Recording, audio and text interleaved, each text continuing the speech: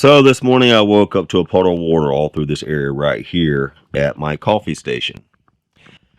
Well, first thing I did is I removed the cover for the hot water heater and this panel right here, which happened to be stapled from the backside, so that wasn't very comfortable to get out because I was afraid I was going to break it. And I did find that the hot water and cold water lines were leaking right here. I don't know if you can see that moving.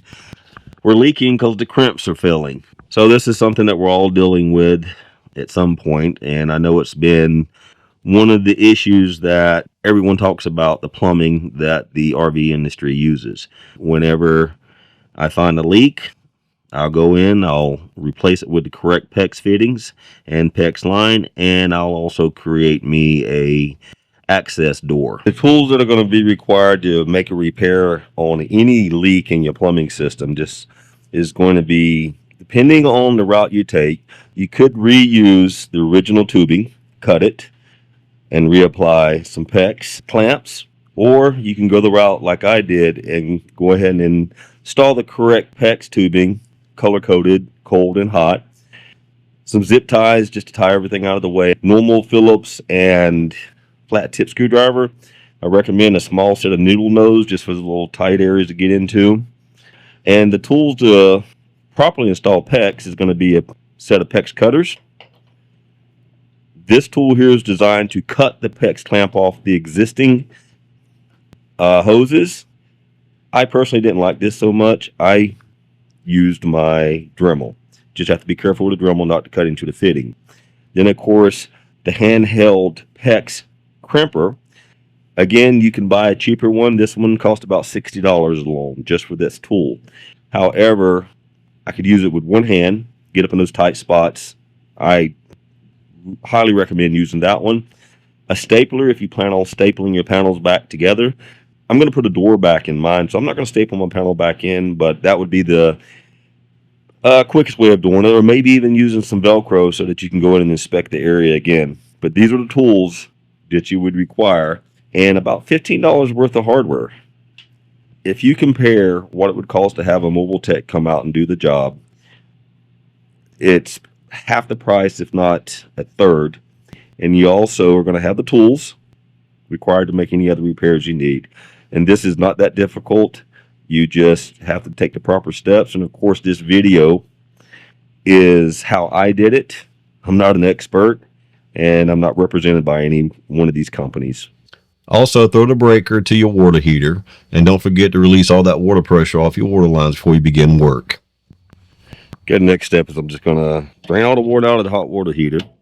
Relieve the pressure on it. That's your pressure relief valve right here. I do not have an anode rod. I have a plug. I'm probably going to pull that plug just to get any water that may be at the bottom of the tank itself out. Once all that water drains out, go ahead and put your plug back on, or your anode rod back in. And that's going to allow me to work in there without, hopefully, a ton of water coming down on top of me. I decided to go ahead and take the fittings off at the water tank itself, and I didn't get any leakage at all because I drained, I'd say, at least 95%, if not more, of the water out. And they're hand tight, and on the installation, it calls for hand tight. A little bit of leakage out of that side. Calls for hand tight and 1/4 turn. There is no plumber's tape installed because it's the actual seal in the plastic running up on the metal threads that's going to seal it. And hopefully I can get underneath this tab and get that clip loosened off with a small flat tip.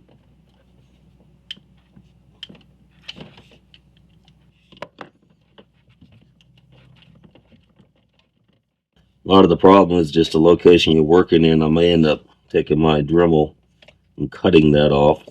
Slide your pipe up through the little slits. That's going to give you more than enough room. According to the directions, you slide the clamp on the pipe, insert the head, and crimp it until the LED light comes on, and that ensures a proper clamp and no leakage. You'll see here in just a moment I cut my PEX lines and installed some brass elbows That way I was able to create a stress-free line in that basement area. And it seems to have a pretty good crimp.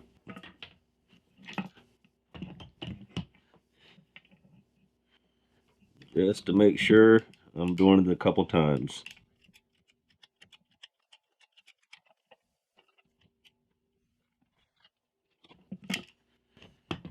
And that should be good. Can't turn it, and it won't come off. It's gonna guide my pecs back along the same route of the original lines. Let's see here.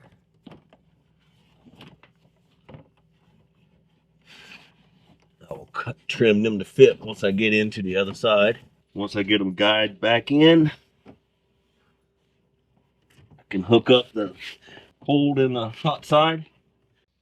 Okay, right here I've crawled up in the basement and I'm looking at the lines that are coming from a hot water heater. As you can see here, they've actually attached PEX to rubber lines, and that's like the worst connection you can have. So that's one of the things I'm going to repair. And unfortunately, one of the hardest things to do is to reconnect your PEX when you get it all in. So I didn't even try to film inside the basement area. But I am going to pull this off. That was mocked up so that I can get to the red. Now I went back with brass fittings. I apologize for what I know is my hands all in the way. And I spent about $90 on the correct tools again, because when my truck was broken into, they stole all these tools. But you will need them again. Very easy to manipulate. Designed to be used with one hand. But in certain areas like this, it can be kind of hard to get to those areas. What I do is I'll crimp it down until it starts to get snug, and then I'll realign my clamp as best I can from the angle I have. The tool's very easy to use. As soon as you see the light up, it's supposed to be cramped enough to be watertight. And the key here is keeping the stress off these lines. That's why I put the elbow in, which the factory did not. Now there's no stress on that line going to its other fittings on the basement side. Having the right tools help immensely, but it's still kind of a pain in the butt, to be honest. Okay, another repair completed. I have installed PEX line where the factory had the rubber line, but this is the proper crimp for the rubber lines. Remember, if you do this job, take the attachment nuts tight and then a quarter turn. And as you can see, I put in some 90-degree fittings, and that way I took all that tension off of those PEX lines going into the basement area. So now all I'm going to do, I've got some rags laid up underneath every one of my fittings, and I'm just going to wait a while, and I'm actually going to make my first trip without the actual door that I'm going to put on reinstalled. That way I can keep an eye on it. So if you ever have this problem, initial cost of the tools is very expensive. But if you'd have called a mobile tech out here, it would have cost you $300 to $500 to do this simple job. And they probably would have put back the cheaper method that the factory did. And while I was in here, I went ahead and did some insulation on my exterior walls, and every little bit helps. As you can see here, I've attached PEX lines to those fittings and removed the rubber lines altogether. And if you looked all the way down into the area where I installed the brass fittings, that line is under no stress whatsoever. Okay, guys, I hope you enjoyed the video, and I hope this helps you out if you ever have this problem, which I hope you don't. Live life to the fullest, guys.